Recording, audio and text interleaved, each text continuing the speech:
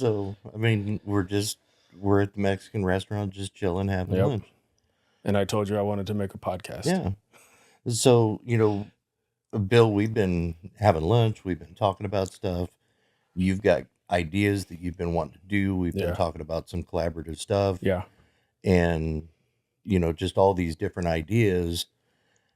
And you came at me with this idea of this podcast. Mm. And I thought it was just absolutely brilliant. And Yeah. the one thing that you said to me, in doing this, you want to make all of our jobs obsolete. Essentially, in a weird way, I want to put myself out of a job. Yeah. And not so much a weird way. I mean, for good reason. So many stories of ladies that we have that come in here to Mary and Martha House. The paths that they've taken in life, for one reason or another, you can usually pick out one thing that they did wrong or didn't do, and it eventually led them to homelessness. And if we can help people learn these lessons, not everybody has a mentor. Not everybody even has parents. Some people go through this world flying by the seat of their pants.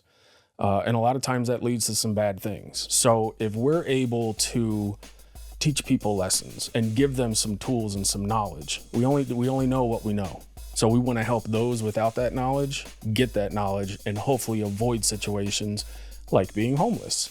And yes, so that's where I'd love to put myself out of a job. That would be fantastic.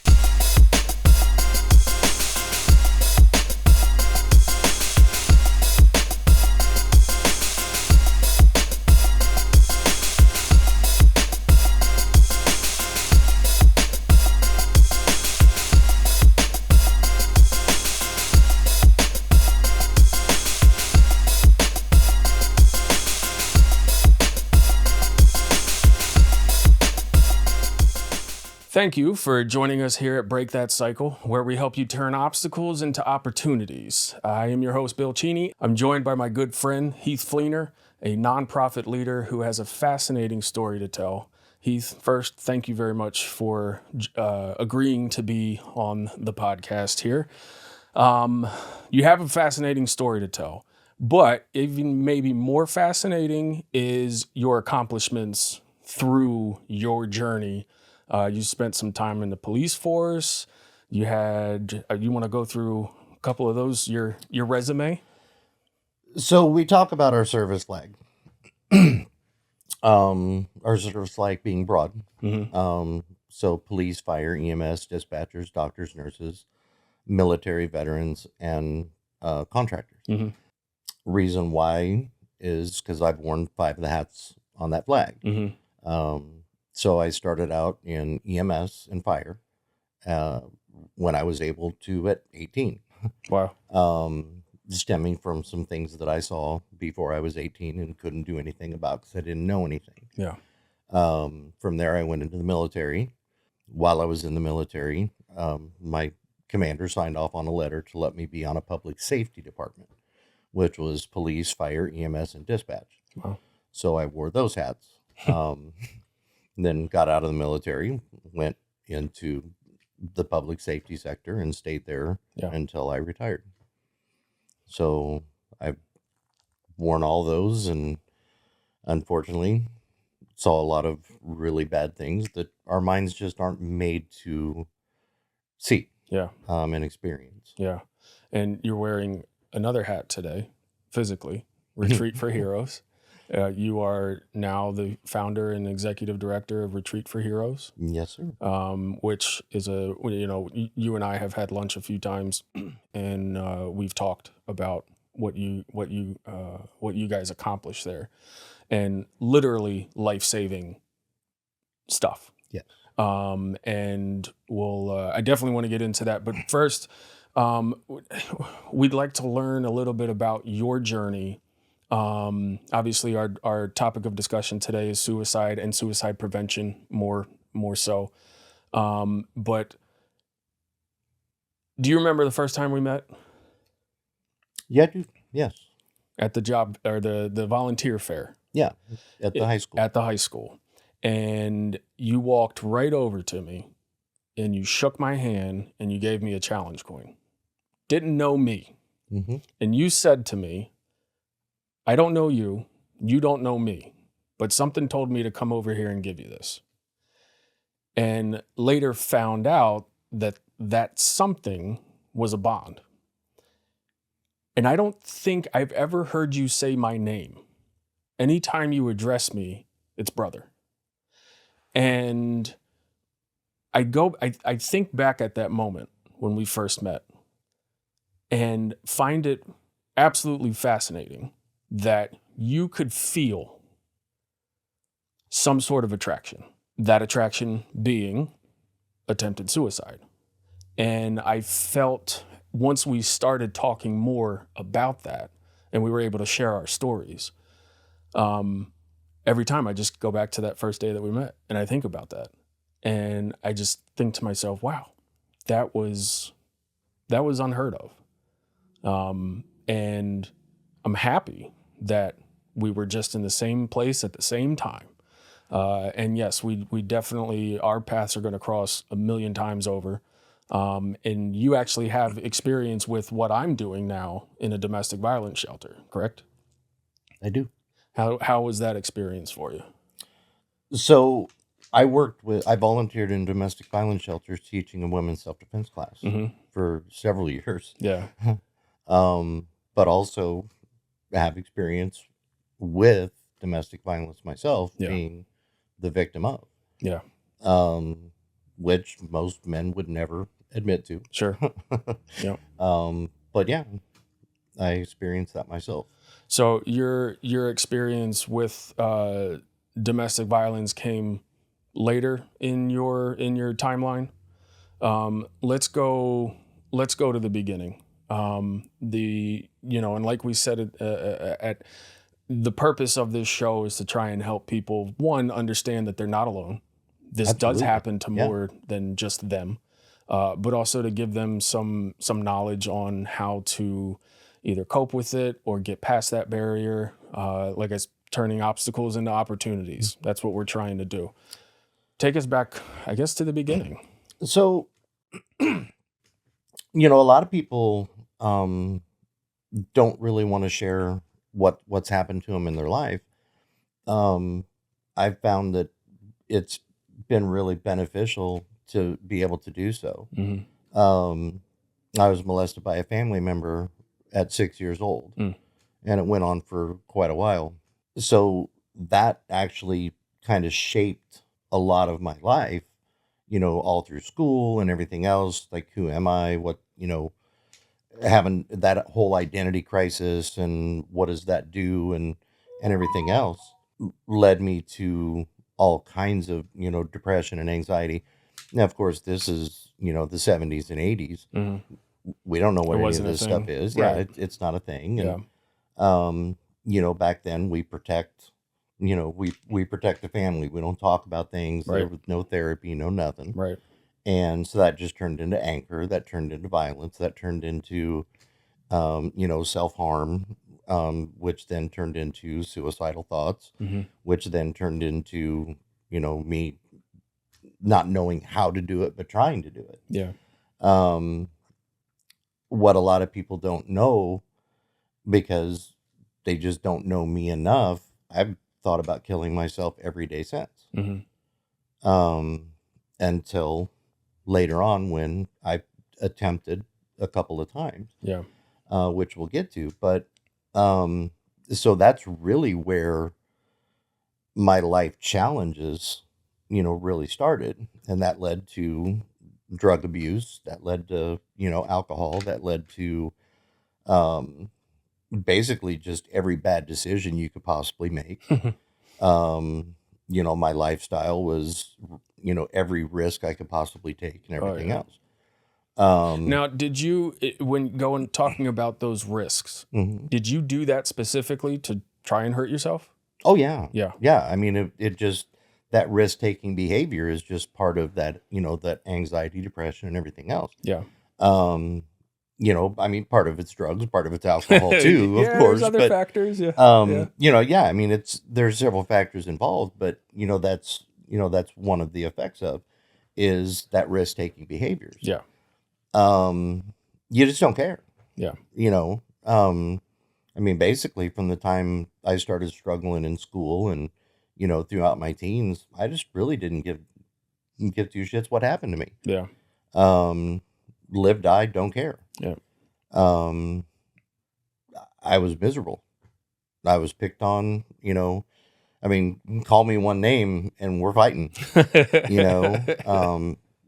Get into high school, 111 pounds. Yeah. You know, I mean, I was the little kid. I was the scrappy little guy. You huh? know, we were poor as hell. So, you know, my go back to school clothes were garage sale clothes from Right. everybody else's year before. Right. Right.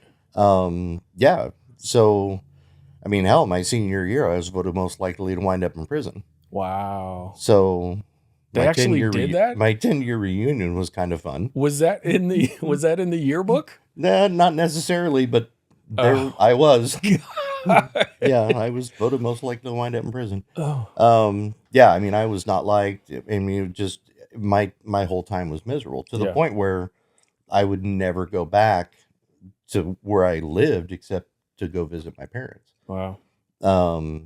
Had the opportunity to move back, and no, I'm never going back there. It was just that whole time of my life was just so miserable. Yeah. That I just couldn't. I just couldn't go. Yeah. So yeah, that really messed me up real bad. You know, at 18, I OD'd, and on my way out, and I could feel it. I mean, my eyes blackening over. I'm going, and I'm seriously paraphrasing here because this is 34 years ago. I just looked up and I said, God, if I wake up tomorrow, I'm going to get help, and I'm just going to live my life in service to everybody else but myself. Wow. And that literally changed my path for the rest of my life. Yeah. And as you can see, I woke up the next day. Yeah. And I've spent 34 years living that promise every day of my life. Yep. And every day I didn't, then something pretty much horrible happened. Yeah. Do you, when you first started having those thoughts of taking those risks and then eventually leading to the suicidal thoughts, was there a certain aspect of your everyday life or just life in general that increased it each time? Those feelings? Yeah, everyday life. I mean, there was no having a good day. There was no, I mean, every day just sucked. Yeah. And every day just sucked worse. And I mean, and here's the weird thing. I had a great family. I had a great upbringing. You know, my family was tight, you know, loving family. There was no reason for me to feel this way. But because of the pressures, because of, you know, well, I guess there was reasons for me to feel this. Not all the family was sure. That way, Yeah. You know, my immediate family, it was great, you know. But just I was there at this point in my life, in this position, the depression, the anxiety, and everything else. That, man, I was just gone. Yeah. I'm glad you brought up the point about having a good family, because you have those people around you, but are you going to use them to your advantage? And I did the same thing. I felt like I was losing everything. Divorced from my daughter's mother. I had just separated from the military. My parents were getting a divorce, and my parents were my rock, and that never wavered. And now it's wavering. What the hell's going on in my mind? I can't keep up with all this. And so I don't know if it was active or if it was just natural for the state of mind that I was in, but I isolated. I isolated myself to the point where I felt like I was alone.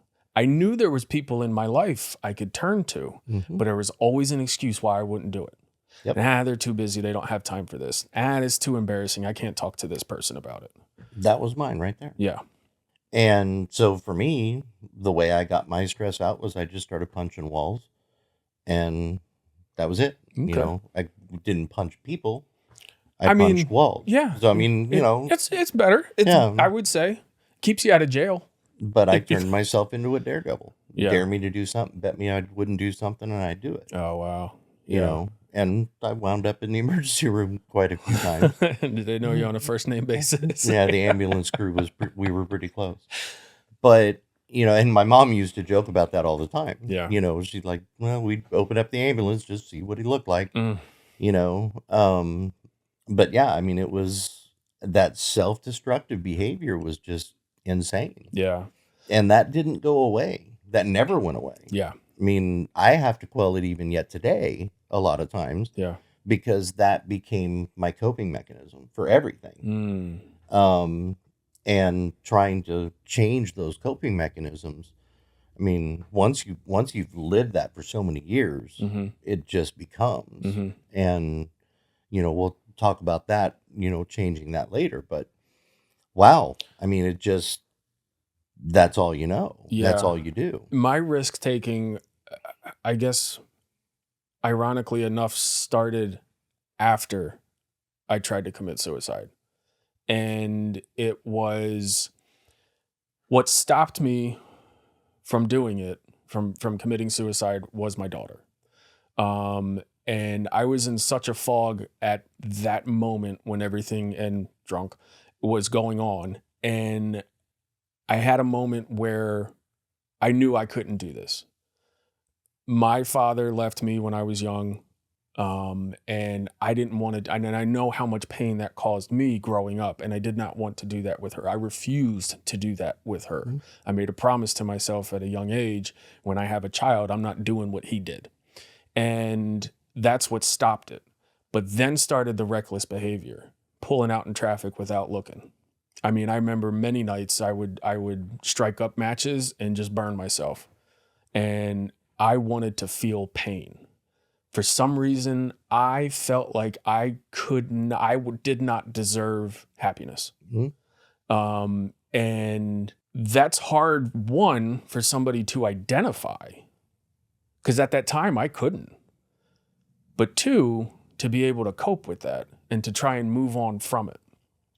There's a reason that I asked you here today to do this as the first episode, okay?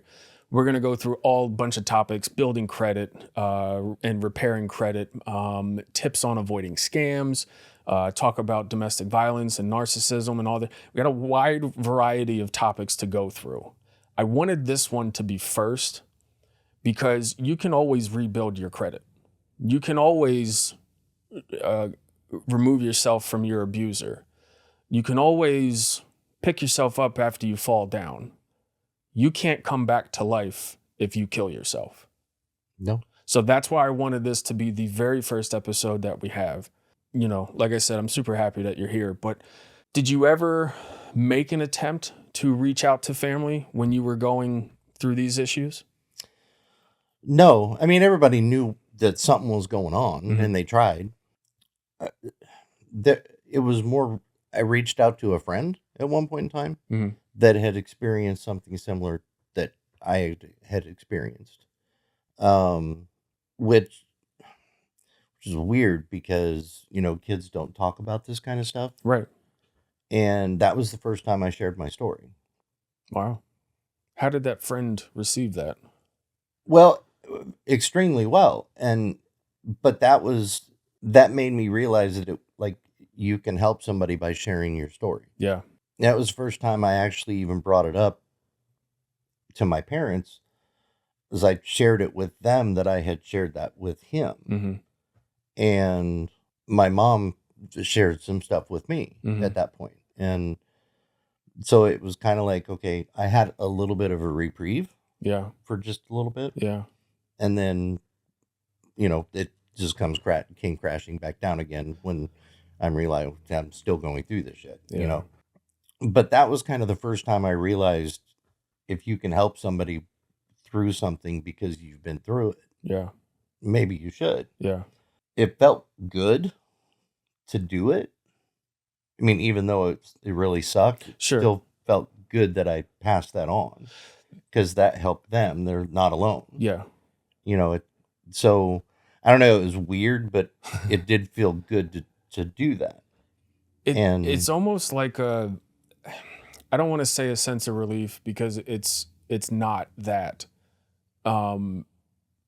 But sharing your story has power in it. Mm-hmm. And I think some of it might just be because as humans, we think we're the main character in every game. And if we can help someone else, that makes us feel better about ourselves. And maybe there's some sort of chemical endorphins that come with that, and makes it seem like we're doing something good in the world, whatever it is. And this was a period good. in my life where I was doing no good. Yeah. I mean, I kind of specifically didn't care to. Yeah. And so, yeah, it was a time where it's like I did do something good. Yeah. And I just wasn't concerned with that. I mean, by the time I was 18, I should have been in prison. Right. Honest to God. What's the dumbest thing you did that you can talk about? Not sure the statute of limitations are up. And the thing is I've gotten myself to a point now where I've forgiven myself for my past. Mm-hmm. I've asked forgiveness from a lot of people for things that I've done in my past. Mm-hmm. My future, I told you I made a promise that became a penance. And that's how I lived my life, was living as a penance beyond that. And I'm finally now no longer living as a penance. I'm living as a choice. Mm. So I try not to go back there anymore. Right. But I mean, I was a good cop because I was probably one of the best criminals. And it sucks to say that, but yeah, I was not a good person and I ruined a lot of people. So I literally wore everything that I did beyond that as a penance. Yeah. And I can finally stop doing that now and live it as a choice instead. That's awesome. So yeah, so I really don't go back there too often. Yeah. If I can help it. So, but and even in the state of mind that you have now, being in a good frame of mind, do you still have episodes? No. I haven't had a bad day in 2 years. Yeah. I want to be here. I'm happy. Mm-hmm. I've not thought about hurting myself, killing myself, doing anything bad to myself or anybody else. Throw a punch here and there, in crowds and stuff. Hopefully, but, just a normal. wall. Just a wall. Yeah. No. But I haven't hit anything, I haven't hit a wall. I haven't, my anger doesn't do anything to me. Yeah. I've seen too much of what my past, it is post-traumatic stress from a lot of different things. Mm-hmm. Over a lot of years. I watched it destroy 2 families, Yeah.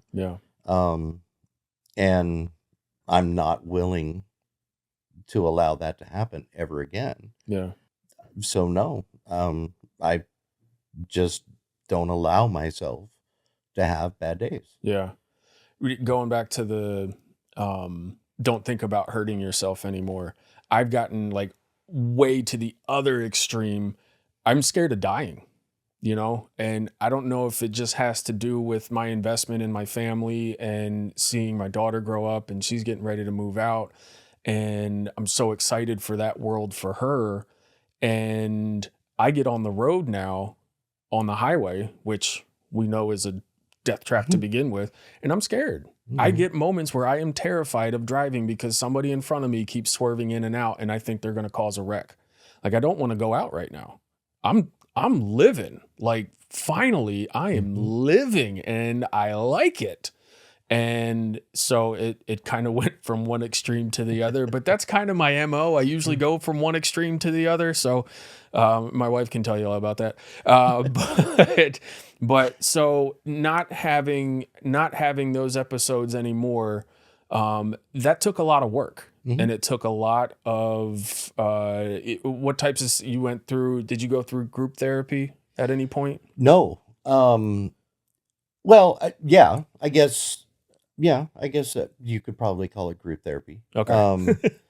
So professional therapy? No. Okay. So I went through rapid resolution therapy. Yes. I went through therapy, but not your traditional, like VA.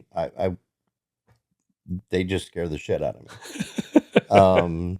And quite frankly, because of why, part of the reason why I tried to kill myself. Yeah.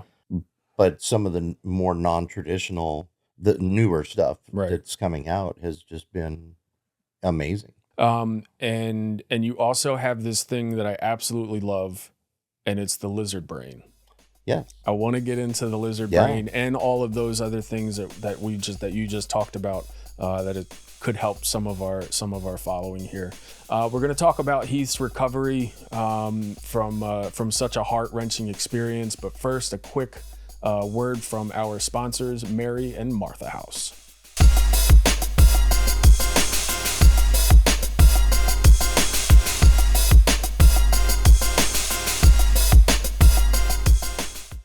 Mary and Martha House is a beacon of hope. For over 4 decades, it continues to shine brightly and illuminate the path towards a better future for countless women and families in need. Since our humble beginnings in 1982, we have dedicated ourselves wholeheartedly to the noble cause of helping those affected by domestic violence and homelessness. Did you know that every day in communities all around us, 1 in 4 women and 1 in 15 children face the terrifying reality of domestic violence? Compassion is the cornerstone of everything we do. We approach each person with a deep understanding of their unique struggles and needs. We foster an environment where respect and appreciation are not just words, but guiding principles that shape our interactions and relationships.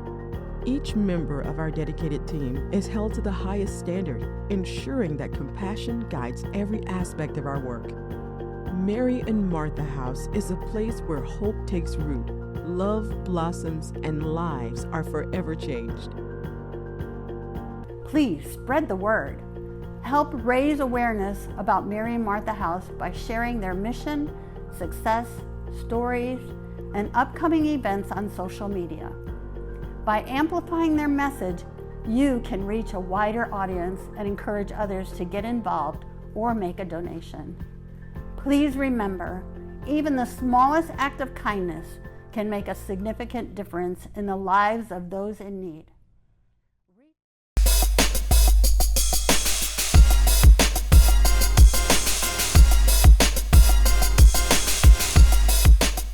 Welcome back. I am with Retreat for Heroes Executive Director Heath Fleener.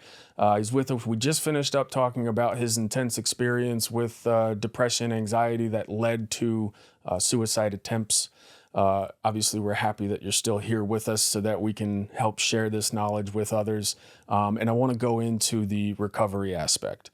Before we went to the break, I mentioned the lizard brain, okay? And this was something when you and I had our first heartfelt conversation sharing stories, you brought up the lizard brain, and I looked at you like you were a lizard brain because I had no idea what this thing was. But I do want to talk about some of the recovery efforts that you have made that maybe may help someone else and kind of lean them in the right direction. So my final attempt was the life changer in everything. So I had 3 attempts in just a couple of weeks. I was at a point where everything was done. I was done. Yeah. My family had all left me. Wife had left, just was done. And so this is where I really talk about, the anxiety, depression, and everything. And we talked about, I won't go to the VA. Yeah. I had gone to the VA to help me with depression. Mm-hmm. And, a lot of things had just really gone wrong. They just give you Motrin. yeah, exactly. No, that's the Army. That's what we got every time. We got a headache, broken arm. What? Just take some Motrin. You'll be fine. The Army gives you Motrin. The VA gives you Wellbutrin. Well, if the Wellbutrin doesn't work, they give you more. And then they give you more. And then they give you more. And unfortunately, they gave me so much it OD'd. Wow. And if you look up the side effects of Wellbutrin and an OD, I got all of them. Wow. Including the hallucinations. Now, remember, we talked back about, my previous. So I was seeing the demon that I was Mm-hmm. every time I looked in anything reflective, to the point where every reflective surface in my house was covered. Wow. Like I said, I chased my family completely away. Kids, everybody, nobody has anything to do with me. Mm-hmm. So nobody ever told us what post-traumatic stress was, Right. 40 years ago when I started dealing with it. And just in the last 5 or 6 years, we've actually started to learn how to treat it. Right. But otherwise, you're just an angry, pissed off person, and you just blow up once in a while. Yeah. And, well, they all got sick of my shit, and they left. Yeah. And so now I'm dealing with that. I'm dealing with, financial. I'm dealing with all of these things. And now I'm dealing with this demon that I see staring back at me, which is my true self. Right. As I see it. Wow. And so finally, I got to kill this demon. Mm-hmm. And so a couple of different attempts fail. And finally, I put my gun in my mouth and I pulled the trigger. Mm-hmm. And thank God, as I see it today, the bullet malfunctioned and I had a light primer strike. Yeah. And it didn't go off. Wow. Brand new gun. Brand new bullets. And so here we are, a miracle that the bullet didn't go off. I've got to change things. I am so hyper-focused on taking myself out. God's not letting me. I gotta change things. Like, things have to change now. Yeah. And so I just started calling people that had gone through things that I'm going through. It's like, what did you do? How did you get through this? Yeah. And just people that I knew, loved, and trusted. And whatever they told me, I tried. What were some of the things they were offering you as advice? Meditation, hypnosis, energy, energy healing, stones, crystals, all of these different things and techniques. And all of these things that I never would have done. Right. Talk about getting out of my comfort zone. Yeah, you don't look like a crystal kind of guy. Yeah. I just, not really that kind of person. Meditation, not my thing. Yeah. Yeah. And I was working with another charity called Long Walk Home. Yes, great one. And they use the 10 challenges, which is a transformative approach to really life in itself. And I had done those, and I had taken them very, very seriously. And a lot of things had kind of started, but I did them again. And it starts with gratitude, being grateful for something. Yeah. And the first step is really, when you showed me these steps, the first one, so simple. Yeah. But so difficult. So difficult. And so just understanding yourself. And I mean, it's almost like you're an out-of-body experience back into your body. It's really hard to explain. What's the first step? Explain. So the first step is like I said, the challenge is just being grateful. We had one guy, it took him weeks, right, to just to find something to be grateful for. Yeah. But the trick is to find something that go really, really deep. Not just, I'm grateful that I woke up on the green side of the dirt today. Right. I'm always grateful for that. But to be grateful for something so deep, I try to get as deep as I can when I talk about my gratitude. Mm-hmm. So one of the things that I do every morning, so I don't even get out of bed until I've found something deep to be grateful for. Yeah. Before I get out of bed, I say, this is going to be the greatest day of my life. Mm-hmm. What was it this morning? It's always something. I always have plenty. It's not just one. I can't come up with just one. Yeah. So it kind of just leads into this morning. I found a new partner. Yeah. Yeah. And she is just absolutely amazing. Yeah. I'm so grateful that I have someone in my life that has accepted everything about me and willing to risk everything with me, knowing where I came from. Yeah. Knowing that I had these issues. To have that in my life from where I was is, I don't deserve that, but to have that today is, I can't be more grateful for that. Yeah. That's interesting you say that. I was actually thinking about this earlier in today. I have a really hard problem accepting praise because deep down, part of me still feels like I don't deserve that. Yep. And that is one of those things that was a constant thought back when those suicidal thoughts were going through. Even the nicest thing somebody might do for you, or even someone just saying hi, they would probably get a scowl from me because I'm like, why are you saying hi to me? I'm not a good person. You shouldn't talk to me. You should run from me. And I still battle with that a little bit today. I know it. Yes, I've done it a few times already. Asking for a friend, how do you get over that to where you can really understand that, dude, you're okay. Like, you're doing good. You have that interest to help people in one way or another. And it doesn't have to be nonprofit. It doesn't even have to be mission work or anything like that. But how did you get to that point to where you loved yourself again? So remember what I always say it like this, post-traumatic stress, and this is what we're dealing with. You and I, when we talk about this, post-traumatic stress, you never get over it.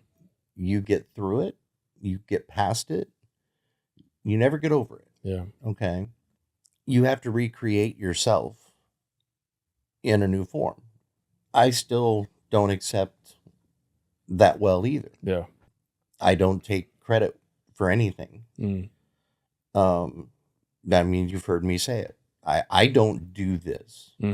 We do this. Yeah. When I'm doing an intervention, it's not, I just open my mouth and let God talk. Yeah. So I'm not doing anything except the person sitting there letting God speak. Yeah. That's it. I don't take credit for anything very well. I don't deserve credit. Yeah. Same thing. Yeah. But, I had somebody sit there and tell me one day, like, this wouldn't be possible had you not done what you've done to start it. Well, yeah, I mean, reality is, yes. If I hadn't done this stuff, then this wouldn't be what it is. Right. Okay, let's let reality set in a little bit. Yeah. Anybody can do what I do, but a lot of people won't. I find that hard to accept. I don't think many people can do what you do. You have a gift, and obviously you got to this gift through your own tragedy. But as you said, had you not gone through that, you may not be helping people today. You may still be punching walls. You'd probably be in prison. In that, yeah. So going back to, what you know, or you don't know what you don't know. Yeah. We're all just that one mistake or that one incident or that one decision away from going the opposite direction with something. And the thing that gets you in that mode is your lizard brain. Let's talk about lizard brain. I've been trying to get it out of you. Come on. So I went through a lot of these different things. Yeah. Like I said, I called all my friends, that had gone through any of these things. Anybody I knew, loved, and trusted. One of my friends got me into what's called rapid resolution therapy. Now, this is fairly new. It's extremely expensive. But an organization was providing it for veterans for free, Okay. up to 6 sessions. So what I call it Jedi mind magic. Like it's insanely amazing. I mean, it sounds it. It is. I mean, like, yeah. So 2 sessions done. Wow. You didn't even use the full 6? No. Did you get to save the other 4 for later? Yeah, I do. So there's a lot of different therapies out there that make you relive things, or, just we're going to do this for 20, 30 years, which whatever. Could scare the shit out of a lot of people. And maybe that's why they don't do, right. Those I don't want to go back in all this stuff. I don't want to sit there and see the death and all this gore and all this kind of crap through my career. Right. I mean, this is not what I want to think. It's already in a box in my head that keeps breaking open. Yeah. I don't want to go through this stuff. Yeah. I mean, this is kind of what started all this shit in the first place. Right. Rapid resolution therapy takes the effects of it and works on those instead. Okay.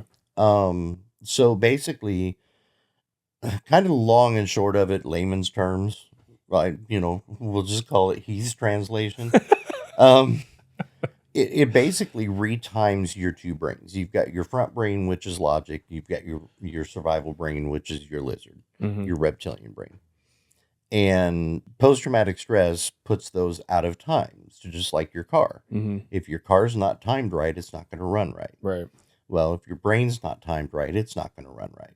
So your lizard brain is what keeps this alive. Yeah. That's its only job. Yeah. So your lizard is your fight or flight. Yep. But when you've got that amygdala hijack, when your post-traumatic stress kicks, that activates lizard, and lizard takes over. Yep. Well, lizard has no logic. So lizard thinks it can just go back and change stuff. Yep. Well, we know it can't. Your logical brain knows it can't, but your logical brain's not in charge anymore. Right. So what rapid resolution therapy does is takes your logical brain, starts talking to lizard, and making lizard understand we're not there anymore. Wow.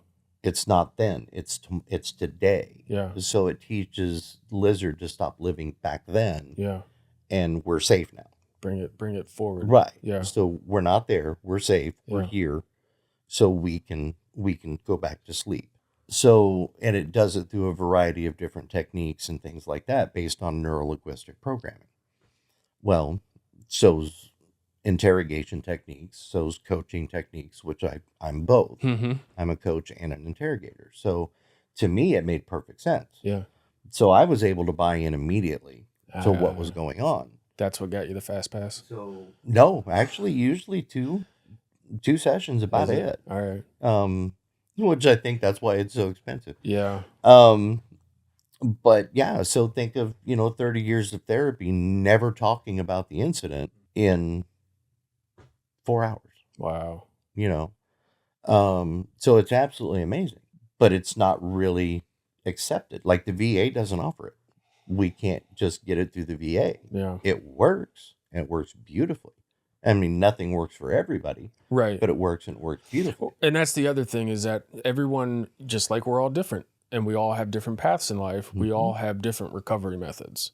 And some are easier than others, some are more expensive than others. But it's, it's really finding what works for you, and how you can better yourself, and get back to feeling safe and feeling in the moment and not going back to the past. Now we're going to get into Retreat for Heroes in a little bit, but kind of staying on this topic, your nonprofit helps individuals who are thinking about killing themselves. Yes. And you are the one that has those heavy conversations with the people live on the phone that are holding a weapon. Correct. How do you tell who needs what method? So I've had several different crisis intervention techniques throughout my career. The one I like the most and use most often, almost exclusively now, is assist. We actually will, this is what we have all of our board members take. Long Walk Home, this is what they use exclusively. The Long Walk Home is usually the ones that will provide it to us as well. They're a partner organization with us. Mm-hmm. The reason I like it is it gives a third option. It's not just suicide or no suicide. It's suicide, no suicide, or how do I keep you safe for right now so we can get you better resources as we're working on it. Got it. Who would have ever thought that if you could give a third option, it would make them less prone to suicide? Yeah. Wow. Yeah, right. Like, exactly. Who would have thought? Yeah. So it's less confrontational than some. And it's a lot easier to actually do for the layman. Sure. So this is something that anybody can actually have this conversation, and it makes it simple in the classes. A lot of scenario based that they actually do in the classroom, so you're actually comfortable doing it. So that's what I use pretty much exclusively now. Yeah. And you're right. Something so simple, but giving someone the option. What would you say to someone listening right now who may have those suicidal thoughts? And if they're listening, they're clearly looking for some help somewhere. It's kind of like how you were going to different family members and friends and sharing your story and just trying to feed your soul. If they're in that journey right now, as someone who does this for a living, what would you tell them right now through their speakers? Wait till tomorrow. Look at the sunrise and see if you can find gratitude in something. Yeah. And call somebody. The biggest thing is, is we all realize that there's always something to live for until there's not. And that's where the amygdala hijack comes in. We get that we're just tracking that one thing. When you're there, trying to break out of that thought process is damn near impossible. Yeah. We've got to get to them before they get to that point. Yeah. So the goal is start thinking about something you can be grateful for before you get to that point. Yeah. So my message is this: nothing in life is so horrible that it can't be fixed. Right. Like you said, money can, we can bounce back from money. We can bounce back from divorce. We can bounce back from relationships. Yeah. We can bounce back from all of that stuff. I'm here today. I've bounced back from all of that stuff. My life is amazing now. Yeah. I still have all of those same types of struggles that everybody else does. I still have some of the same struggles I had from before. But my life is amazing. But you recognize that now. Right. You can see that now. But when you're really going through it, you can't see that far. Exactly. You can't see Which that is far. why I have to sit here and say, wait till tomorrow. Wait till tomorrow. Yeah. Yeah. See if tomorrow becomes a better day. Yeah. But you all find something to be grateful for. Yeah. Find something to be grateful for, to hold on to, that you've got something. Yeah. Just something. But just wait. See if something changes. Yeah. Just keep holding on. Did you feel a sense of immediate reprieve when that bullet didn't fire? No. Did you feel anything right away? When I pulled that trigger, I felt the most peace I've ever felt in my life, because I thought what was getting ready to happen next. Yeah. Until it didn't go off. Yeah. I never want to feel that peace ever again. Wow. Yeah. So I want a little bit of chaos in my life now. But just finding something, yeah. it will get better. Yeah, it does. You It does. know? And mine took years. And like I said, I was attempted suicide and then got into that reckless behavior. And I mean, I would go to liquor stores and just try and pick fights with people. That's how dumb I was at that time, to just wanted to hurt somehow. Yeah. And it took many, many years. Therapy, sharing my story, before it actually got to the point where now I'm scared to get on the highway. So, you know, Yeah. it you can't see it. You know, that old story about guy looking down the forest, knows he needs to cross the forest, but he can't see the other side. They said, well, can you see where your next step is? Yeah. Take your step. Can you see where your next step is? Yeah. Take your step until eventually you get through that forest. There's a lot that goes into that. And your organization is very good at helping people take that step by step. On the other side, we're going to be talking about Heath's nonprofit Retreat for Heroes. We'll be right back.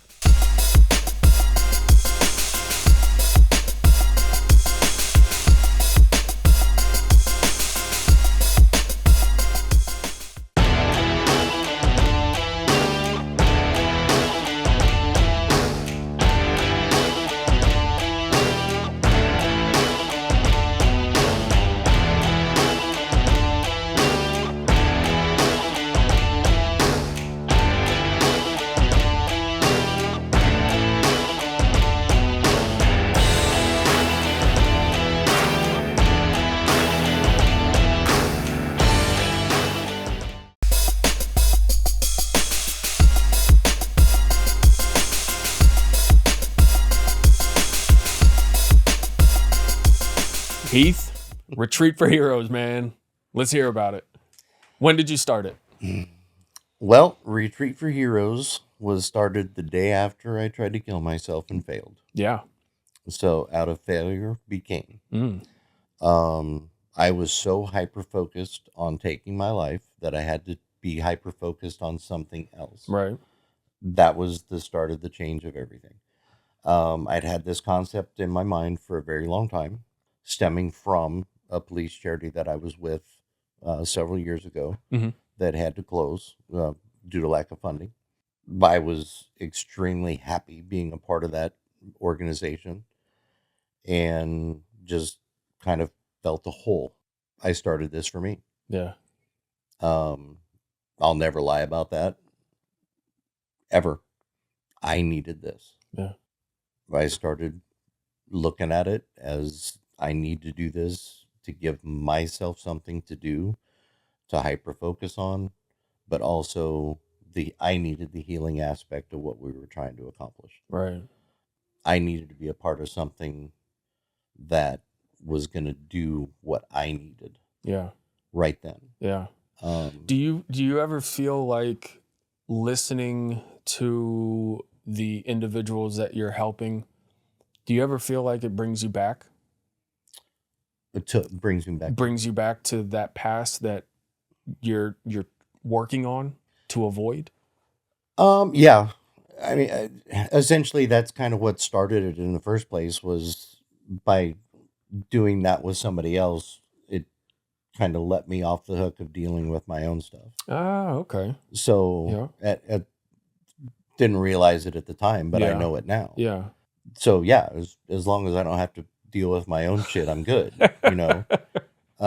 We're not here to talk about me. Yeah, we're not here to talk about me. Yeah. You know. So yeah, I mean, that's essentially what I started doing, was just dealing with everybody else's stuff, so I didn't have to deal with mine. Very interesting. So yeah.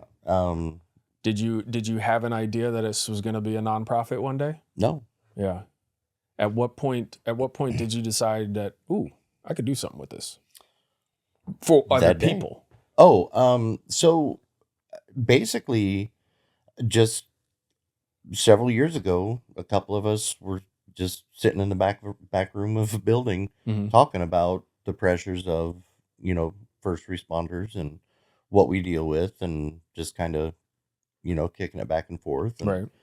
It just kind of grew a little bit bigger to just talking about how we deal with things. And Then that turned into a phone tree, which turned into kind of a little bit bigger, and including more friends and family members, and Yeah. then it turned into this crisis hotline that it is today. Yeah. And so you're based in Apollo Beach. your house? Yeah. You're still working on it. Based on my cell phone and a headset. Yeah. Multiple headsets. They sometimes run out of batteries. So. And so this is something you can do anywhere, you know, because you're essentially hotline. You're helping people through these things. Do you feel that you differ from the suicide hotline? Yes. In what ways? So this is not a suicide meant to be a suicide hotline. Okay. By any means. This is just a conversation. Yeah. Okay. We always say, call us before you open the window and climb on the ledge. Got it. Okay. Unfortunately, it doesn't always work that way. Sure. But it's supposed to be a, conversation, not an intervention. Right. Unfortunately, a lot of times it turns into an intervention. Yeah, I'd have to imagine. If they've gotten to that point to where they actually want to find some help, then, right. I mean, you're already there. Yeah, exactly. Yeah. So the nice thing is if they call soon enough, then we can just have cigar therapy and it's good, Yeah. And that's what I consider. It's just, now that people know about us here, since we started the nonprofit, we've got a lot of local people, and so we'll do cigar therapy in my lanai. I call my lanai hallowed ground now, because that's where everything's done. Yeah. That's where I've been answering the phone for for several years. Yeah. But that's kind of become hallowed ground. A lot of healing's been done out there. Yeah. Myself and other people included. Yeah. But yeah, we just sit and have a cigar, and I always keep a full humidor. So where did you get to the concept of the hotline? Was that right at first, or was it more face-to-face conversations? No, that actually started years ago. Okay. So yeah, that's been going on for years. Yeah. It's just now people local, since we started the charity. Yeah. Now they know about it here locally. Yeah. So now it's gone beyond the hotline to now people come and visit. Yeah. No, I mean, it's all great because, some people are okay doing over the phone. Some people, prefer text. Some people prefer that in person. I think personally for me, I hate being on the phone. I annoy a lot of people because I text and email most of the time, unless you're sitting in front of me and then we'll talk. I just don't like talking on the phone. It's the dumbest thing ever. But it's nice that you're able to offer different avenues to do this. Yeah. But it's not just local. You have people that call you from all over. Yeah. All over the U.S., outside the U.S. Yeah. Where's the farthest? Who's Canada? Canada. Okay. And I've got one guy in Mexico. Okay. So are you fluent in Spanish? English. I'm very fluent in English. All right, that's a step in the right direction. How do you refer to this clientele? Are these friends? Heroes. How many heroes do you think you'd speak to in an average week? It just depends. This week, so far, 12. And this week. It's only Wednesday. So you stay busy, and they're not light conversations. I'm sure they get pretty heavy at times. It depends, but yeah, sometimes they are. Sometimes it's just a check-in. Yeah, depending on what they're going through. Yeah, just hey, how you doing? Sometimes they're trying to find I'm trying to find them resources. Sure. Some are just. I mean, these are people that I know, we talk quite a bit. So it's just a follow up. Hey, how you been? How's things going with whatever, some are just literal oh shits. Yeah. Something really bad just happened and, got to deal with it right now. Yeah. Some are referrals from, other organizations that we partner with. that just need more than, the weekly, the weekly therapy. Right. They just need a little bit more contact with somebody. It just depends. Some cigar time, maybe. Yeah. If Yeah, they literally can. just need a little bit of cigar time. Yeah. Now we've got the sailboat here in Apollo Beach. Yeah. Exciting. So I'm working on learning how to drive the boats and, captain the boats. And, Yeah. but nonetheless, there's, we got the boats donated. Yep. And we're planning on using those for the cigar therapy as well, and Nice. getaways, and, start doing the boat retreats while we're still working on getting land Yeah. to build the retreat on. Yeah. So that'll be, a state-of-the-art 200-acre state-of-the-art, handicap accessible, full-blown retreat facility. Yeah. And that'll be exciting. Yeah. You'll get there. I know you will. Well, we're not going to rest till we do. Yeah. And so one of the things, we talked about with what did I do, to heal from these things. All of these things are going to be included in, on the retreat. Yeah. And, so again, anybody could do this, but I don't think anybody would. Mm-hmm. It's people that, yogis don't generally include yoga and long range shooting. Right. People that practice meditation generally aren't going to do meditation and a rappelling wall. Yeah. But what the whole goal of everything we're doing in the retreat is to introduce all of these different healing modalities. Yeah. That also work with the family and teamwork. Okay. Yeah. So that's important. Yeah. Yeah. So I trashed my family, just with my reaction to post-traumatic stress. I'm not going to blame it on post-traumatic stress. Mm-hmm. I'm blaming it on my reaction. Mm-hmm. I'm blaming it on the effects of. Mm-hmm. I'm not going to give myself an excuse. Yeah. Does that make sense? Absolutely. I'm holding myself accountable for my actions on what it caused. Yeah. Because if I don't, I'm not going to fix these things. Yeah. Yeah. And it's going to be a work in progress. But that's the point of this retreat, is the education process of, okay, you have a family right now. Mm-hmm. Let's fix this. Yeah. Let's get you working together as a team again, so you can remember what that's like. Right.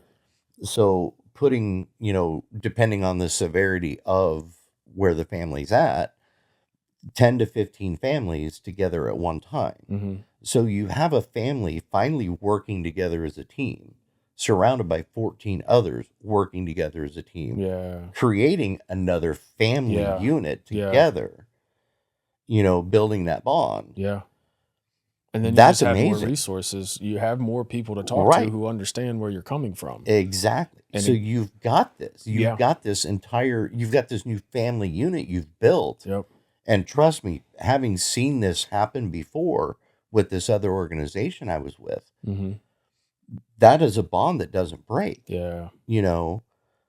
So getting that and having all of these different modalities and the education and starting the conversations. And that's where I see some things lacking in other organizations that are out there is, okay, so we're going to go fishing for a day. And that's awesome. That is absolutely amazing. And I love the organizations that do this, because it is taking that hero out. It is getting them out of their head. It is giving them that respite that they need. Right. So there's a place for that. But getting the families together and giving these educations and starting that topic. Yeah. We talked about today, do we say self-harm? Do we minimize this? Right. No, we're talking about suicide. Right. Because that's what we're trying to prevent. Right. And you can't diminish the We're value. not trying to prevent. What was self-harm? And there was another word. Self-exit. Self-exit. We're not trying to. We're trying to stop suicide. It is what it is. Right. And we need to treat it as it is. Exactly. Yeah. And the thing is, we're not just trying to stop it in the hero. Mm-hmm. We're trying to stop it in their families. Yeah. Everyone suffers. I'm talking to kids. Yeah. I'm talking to spouses. I'm doing crisis interventions with them too. Yeah. It's not just the first responder and the veteran, and it's their kids. Yeah. So, and people aren't looking at that. Mm-hmm. They're not seeing that this suicide rate is not just the first responders. Yeah. It's their children. Yeah. Yeah. Yeah. You know, and that's where we're going at the whole family unit and trying to put it back together and make it work again as a team. Mm-hmm. You know, once you have that back, you've got the teamwork. Teams don't fail. Yeah. Yeah. And like like we were talking about earlier, you're not meant to go through this life alone. No. You know, and those people in your family, whether it be blood related or unblood related, those people in your family are there to help. Exactly. And it takes a lot for some of us, as stubborn as we are, to understand that. One, to be able to ask for that help and to be able to accept that help. But when you're in a group setting like that, and that's why, you know, I hear people talk about group therapy, whether it be AA, NA, whatever, and they're always like, oh, it's group therapy. I'm like, yeah, no, group therapy is awesome because you get to share your story and you get to hear other people share their story. And then you start to realize, you know what? We're not so much different as we think we are. Mm-hmm. And we're all going through the same thing and we have a lot of the same traumas. And it's important to be able to feel comfortable enough to do that. And as you were saying earlier about telling your story, and every time you tell your story, you feel better. I just recently told my daughter my story. I said, you know, she's getting ready to go to college. And obviously it was very emotional. And we did the best we could to get through it. And she really understood what I was saying and she heard it. And my main message was, I am telling you this because I felt alone at this time. And I want you to know you will never be alone. You always have somebody to talk to. And you're just giving those people more options, which is fantastic. Yeah. Give me some, you got some favorite success stories? Well, any success is a favorite. Yeah. Last year's numbers is a really good success. Mm-hmm. We still have to consider the final numbers not so good, but so last year was our first reporting year. Okay. Of any types of our metrics. Took 180 calls. Wow. 60 turned into intervention crisis calls. Okay. Out of those, we lost 7. 3 I know to be suicide. Yeah. Because they did it on the phone. Wow. 4 were deceased. We don't know the cause. The cause. Yeah. But they're deceased, so we lost 7. Yeah. Out of the 180. How do you go on continuing to do this after you lose someone?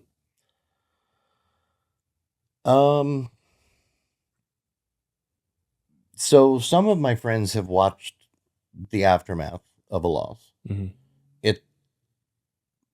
It's ugly. Yeah. Not gonna lie. Yeah. I now have emotions.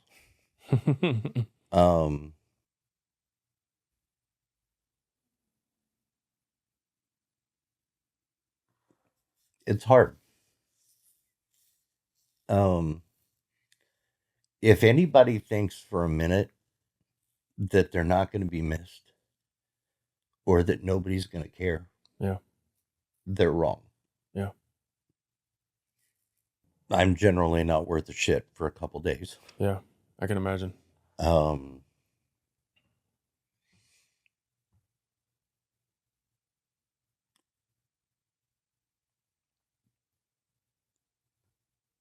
Yeah, it's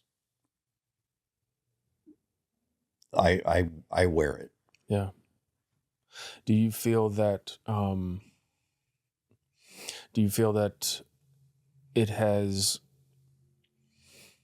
given you more drive to keep going? Statistically speaking, you have a very good success rate. And I know that it probably doesn't mean shit to you because of those 7. And I do it a lot here too, not the death part. But we have obviously a success rate here with ladies that were able to transition into their own permanent housing. For one reason or another, we're not at 100%. We never will be. Our program is a very tailored program, and it does not work for everyone. It worked last year. It worked for 94%, which is great. But the ones that the program didn't work for, I'm a pen and pad. What did not work? Right. Where did we go wrong? Where did we fail them? And yeah, it's I hate to see it, but any opportunity we have to make our program better to help the next person, I have to accept that. And I force myself to accept that. I will never say it happens for a reason. I hate that with a passion, because then that diminishes the value of that person that didn't succeed. And that's not right. And it is something that you carry around with you. And obviously in your situation is very, very heavy. Our failures will move to another shelter, or they'll move in with friends and family. Your worst is the end. And that's a hard thing to deal with. How do you keep moving forward?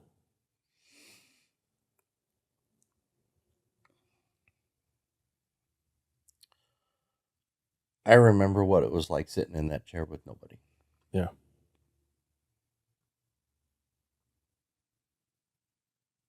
And I'm never going to allow anybody to sit in that chair alone. Yeah. So that's just it. Yeah. I'm just never going to. I'm going to be there, so nobody has to sit in that chair alone. Yeah. No, I love that. So on the horizon for Retreat for Heroes, any big events coming up? Any fundraising? Any cool podcasts you're going to be on soon? I'm going to be on this really cool podcast here pretty soon. You'll have to give me their contact information. Yeah, no kidding. So we are planning some stuff. Right. There is a movie called The Keeper. Mm. If you haven't seen it, it's about a military veteran that walked the Appalachian Trail. Yep. With the name tapes of all of the soldiers he lost to suicide. Wow. Or all of the soldiers lost to suicide. Yeah. He has agreed to allow us to fundraise and show the movie. Nice. Once we find a theater and come down and do a question and answer. Oh, cool. So we're working on that right now as we speak. Yeah. We're working on trying to do a boat fundraiser. So we can get going on the aquatic retreat. Yep. Going to be working with you on helping us do a couple of things. That's right. So yeah, we've got some stuff on the horizon. Yeah. So we'll keep it posted. I've got somebody new doing some stuff on our website. Nice. So hopefully that's going to start popping up pretty quick. Good. Yeah. So yeah. Yeah. We started this year off a little slower. Last year we hit it really hard, and wow, I was putting in some hours. Yeah. And kind of burning the candle at both ends. Yeah. I had to slow down this year. We live and learn. Yeah. Last year being the first full calendar year. Right. I kind of at least you recognize that. There are organizations that don't recognize that, and they just fall apart completely. Yeah. So we're going to put information on here, how they can get a hold of Retreat for Heroes, who's eligible to receive services. So our service flag is pretty, like I said, pretty broad. And so it's active, retired. If you've served even as a volunteer for 6 months in 1968. Mm-hmm. Okay, this is one thing that ticks me off. I'm not going to mention the organization's name, but while I was sitting there still with the gun in my hand, Mm-hmm. I called a number from a commercial on TV Mm-hmm. from a big organization Mm-hmm. that claims they help everybody and asked for help. Mm-hmm. And because I was a pre 9/11 veteran, they told me that they couldn't help me because I'm not within their charter. Wow. Okay. So So we don't do that. we don't do that. Okay. So I don't care how long you were on a service line of this flag. Yeah. If you're police, fire, EMS, emergency dispatcher, a doctor, a nurse, military, a veteran, or intelligence contractor, non-DOD related, Mm-hmm. we will serve you. Beautiful. And going back to if you just need someone to talk to, please, if you can't find anybody else, Yeah. call us. Yeah. That's what I love about your organization. You're obviously there to help people, but there really there's not a lot of boundaries. And at the end of the day, everyone deserves to be seen and everyone deserves to be helped. Yeah. And I really appreciate. And I appreciate you taking your time out and coming out here and visiting and sitting in these nice comfy chairs. Oh man, these are amazing. You can't have them, okay? It was an act of Congress to get them in the doors, so they're stuck. I'm sorry, but you can come back anytime. I'll tell you. You come back anytime and have a seat. May have to do that. And no cigars in here though. It'll set off the fire extinguishers. We'll do that at my place. Okay. Thank you for having us. Yeah. Appreciate it. Thank you for listening to Break the Cycle. If you or anyone you know has thoughts of hurting themselves, please seek help from agencies like Retreat for Heroes or call or text the Suicide Prevention Hotline at 988. As we bring the episode to a close, remember, keep learning, keep growing, and most importantly, keep breaking that cycle. We'll see you next time.